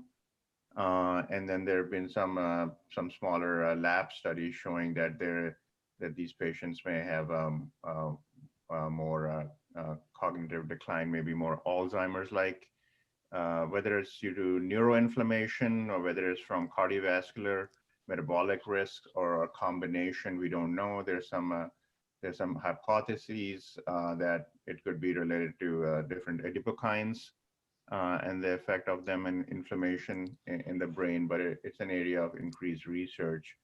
Some of the cohort studies, I think, have shown that the risk is higher in NAFLD than you would expect just based on the cardiovascular profile and the age alone compared to that population. So there's something there, similar to what Dr. Shahid was saying about gastrointestinal cancers being higher than you would see based on just obesity alone. So there's other parts of the disease pathogenesis that have shared risk factors. Thank you so much, sir. One question from my side, from both of you. Do you look a single agent or polypharmacy, multiple drugs, because NAFLD NASH has multiple targets, multiple sites in disease progression. So to treat that other than lifestyle modification, you see in future a single drug or polypharmacy? Dr. Adnan, then Dr. Shahid. So thanks for that question. Great question. I wish we could cure NASH with a medication or a combination of medications. I don't think we can. at least not yet. It's such a complex disease. And even if there's a medication that's helpful, partly, I think if somebody is not willing to undergo the lifestyle change and intervention in terms of diet, exercise, and attempts at weight loss, then often these things won't be successful. So that's key. We tried our best to make sure that patients understand that and they don't depend on the medication. As we've seen, all the phase 3 trials so far have shown very disappointing results. Even the obeticholic acid midway results for which they went for accelerated FDA approval, and it got turned down, was a difference of 23% improvement versus 12% in the placebo arm. So really minimal, so you would need to treat 8 patients to see maybe 1 patient have improvement by a stage. So we have not shown that a single drug can help at this point. So for patients that have progressive liver disease, where they're doing all the lifestyle and the cardiovascular treatments, and then we want to treat the liver disease as liver specialists, I think it'll be some combination, some antifibrotic with a FXR agonist, so something that affects inflammation and lipotoxicity and maybe fibrosis as well. And those trials are starting now, some of the phase 2 going into phase 3 trials of FXR agonists and other agents, but too early to say if they'll be successful. Thank you, sir. Dr. Shahid, your brief comment, please. Yes. So first, I say that the benefit of lifestyle intervention in the studies has been shown quite humongous. So compared to the benefit as shown preliminary in the drug trials, so certainly the lifestyle intervention is far superior than so far tested drugs, number one. So second thing is that I don't think ever the lifestyle intervention is going to be on the background. So, I mean, it's going to be always on the top of the list. Second thing is that, yes, I believe just like Dr. Adnan said that, I mean, I expect that the multiple target medication therapy is expected in the future. Thank you. Thank you so much. You have elaborated NAFLD very nicely, and I hope we have learned a lot, and they are postgraduates, PG, house officers, general physicians, practitioners will have learned a lot, and they will focus on screening high risk population to identify and to differentiate between NAFLD and NASH. I would like to involve and get comments, opinions from our panelists, chairpersons included. First of all, I invite Dr. Zahid Yassin Hashmi. Please, sir, your comments, opinion. Dr. Zahid Yassin Hashmi from Faisalabad. Thank you very much for sir आप अपनी video on करें sir please Zahid साहब आप अपनी video on करें जी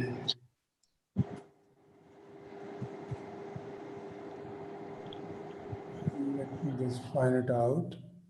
Can you hear me? Yes, sir.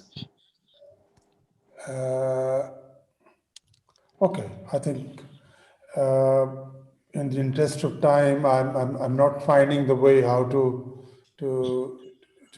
Okay, sir. Carry on. Lovely. I think the only comment I have to make is that I wish our endocrinologist and diabetologist colleagues could have been part of this meeting, or this message could be conveyed to them, that in their comprehensive care of diabetes, if they could include screening for NAFLD, that would be very good. They do care for cardiovascular risk reduction and microvascular complications, etc., etc. But unfortunately, liver is not yet at the back of their mind, and we keep seeing patients with hepatocellular carcinoma or with advanced liver disease like cirrhosis related complications. So probably it is high time that this information is passed on to our physicians and our diabetologist colleagues that NAFLD is a common issue, more so in patients with diabetes, and it should be regularly screened at least, you know, in the presence of diabetes. So that's the only way we can save our patients from liver-related complications. Thank you very much. Thank you for having my opinion, and Thank you, thank sir. you. Yeah. Thank you for your nice opinion. And I would like to invite Muhammad Harun Yusuf from Lahore. He is our among the chairperson list. I think he's available. Sir, your comments, please, opinion. I Dr. think Muhammad Harun Yusuf. Dr. Harun is not around. Dr. Habib Jadoon is there. You can take his Dr. comments. Habib Jadoon, please, your comments, sir. Welcome, and your comments.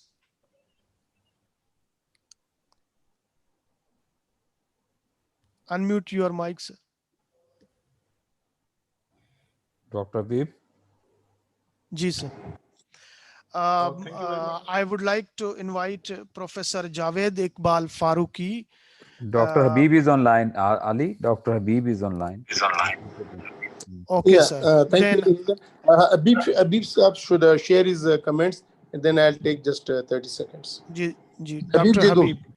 Yeah, can you hear me now? Thank you. Yes. Thank you very much for the very nice presentations in the morning, and a very important topic of NASH and NAFLD, which we are seeing increasingly now in our daily practice.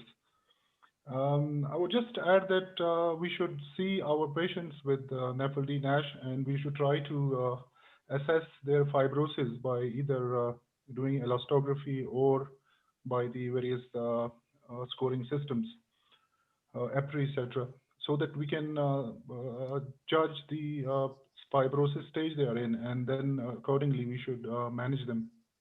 In most of our practice, we see that people who've got raised ELT are being treated with vitamin E, etc.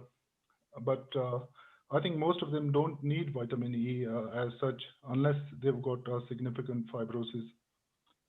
Thank you very much for inviting me as a panelist. Thank you. Thank you. Thank you so much, Dr. Habib Jadoon from Abbottabad. I would like to invite Professor Javed Iqbal Farooqi Sahab for his comments. Ji, Farooqi Sahab. Thank you, Dr. Ali Heather. What a great talks were these. I'll just share one or two brief comments. One is that you see the NASH or NAFLD, to me, just like the angina of the coronary artery disease, it's not only the fate within the liver, it tells what is associated with these conditions, like Dr. Shahid rightly said that these patients are prone for the solid malignancy. And why are these? Because the NAFLD is the phenotype of the hyperinsulinemia, and hyperinsulinemia has high levels of insulin-like growth factors, and these growth factors, they predispose the individual to different sorts of malignancies.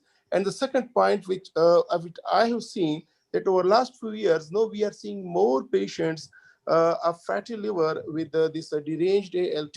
And what I have seen and what I am doing when I screen them for the impaired glucose tolerance or by doing the HbA1c, most of them, they are at the borderline. So adding to the Professor Zaid Yassin Saab comments, the diabetics should look for the NAFLD. What I do, patients with NAFLD at fatty liver, when I look them for diabetes, they are not diabetics known, but most of a good number of them, I find them having the impaired HbA1c or raised HbA1c. So this is really a complex thing. The NAFLD, which shows the metabolic imbalance between the inhibitory mechanisms, inhibitory parameters. So this is one of the things that we shouldn't concentrate only on the liver. we should concentrate on the so many other factors, the metabolisms, the diabetes, the hyperlipidemias, and so many and so. At the end of the day, once again, I'm thankful to all the speakers for sharing their such a great talks with us and adding to our knowledge and adding to our understanding of this very common disease, which is going to be epidemic, rather pandemic, in the coming years in the whole world. Thank you very much once again. Can I ask a question to the speakers? Sure, sir. Dr. Professor Anwar is Nasab. here. Dr. Anwar Yeah. is ji, asking. thank you Yes, very sir. much, Sure, sir. Professor Javed Iqbal Farooqi Saab. I will move to my mentor, my respected teacher, Professor Anwar Khan. Ji, sir, welcome and your comments, sir. Bismillahirrahmanirrahim. It's so good to see all the friends and the speakers, especially Shahid Habib and Dr. Said. There is an evidence in the animals that the microbiota in the gut, they do have a reduction in the oxidative stress in liver.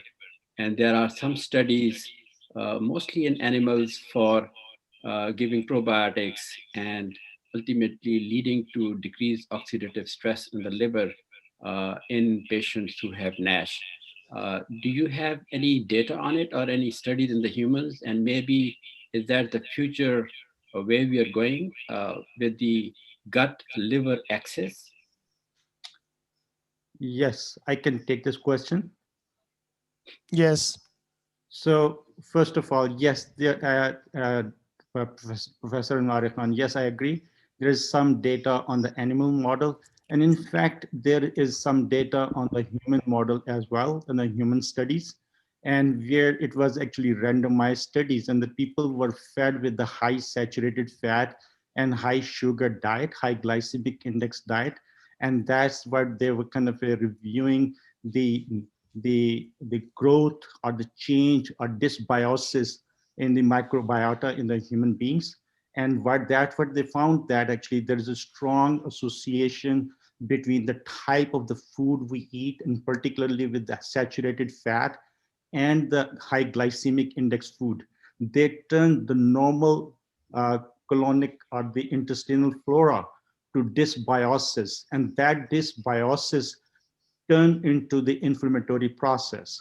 So when it happens, it's a small chain fatty acids versus the long chain fatty acids. So the dysbiosis lead to the absence of the small chain fatty acid, which leads to the further problem, and that what initiates the inflammatory process.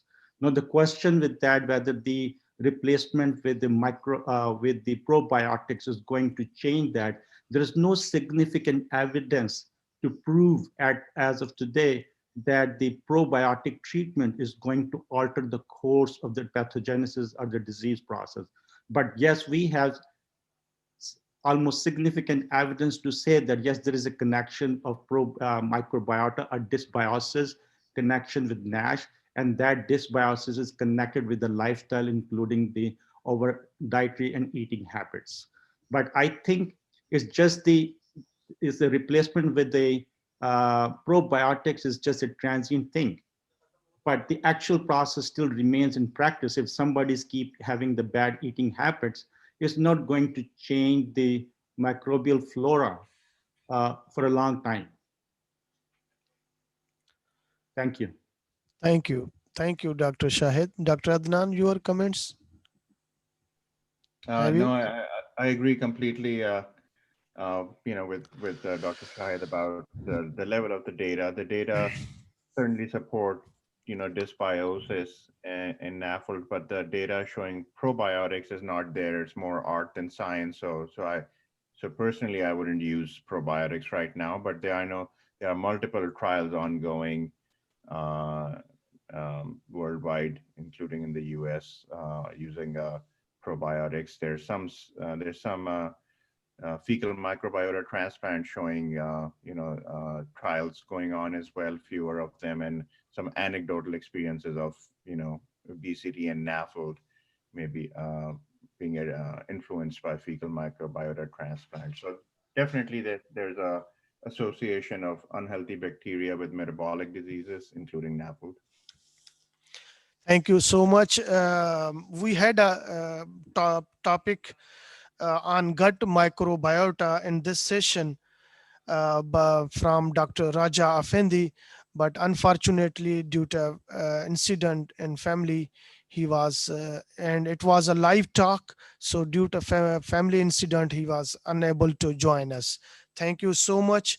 I would like to get comments from Professor Altaf Alam, my respected teacher and mentor, Professor Altaf Alam. Unmute Professor Altaf Alam. Thank you very much, Ali Heather, and thank you very much, Adnan and Shahid, and also Bilal, for making us wiser today. Not only that, during the whole session, I was interacting with all of you and sharing my experiences and learning from you. So, this is what these meetings are all about, sharing of knowledge, experience, and learning from each other. Thank you very much for making us wiser this morning. Thank you. Thank you very much, sir. Before ending, I would like to invite my facilitator, Professor Dr. Kashif Malik. His comments, please. Professor Dr. Kashif Malik. Thank you, Dr. Ali. Thank you very much. It was a very nicely presented session, and I thanks Dr. Adnan and Dr. Shahid for their elaborated talks, and as also Dr. Bilal Hamid. He has got some problem with his network connection, so he was not there. And I still think that I am a student, especially in this field of NAFLD. So we will carry it on in the future also. And I thank you all of them for their nice presentation, and also thank you all the participants for this early morning workshop. Now it's over to you to conclude this workshop. Thank you. Thank you, sir. I myself and on behalf of Pakistan Society of Hepatology, I am highly thankful to you, Dr. Adnan, Dr. Shahid Bilal, Dr. Shahid, and Dr. Bilal Hamid. You recorded talks sent to us, and now you are available physically with us, spared your precious time. So thank you so much, and stay blessed. Thank you. And thank you of all of you, also the thanks of audience to be having with us in this session. Thank you so much, all of you. Thank you for inviting us. Thank you for inviting us. Our pleasure.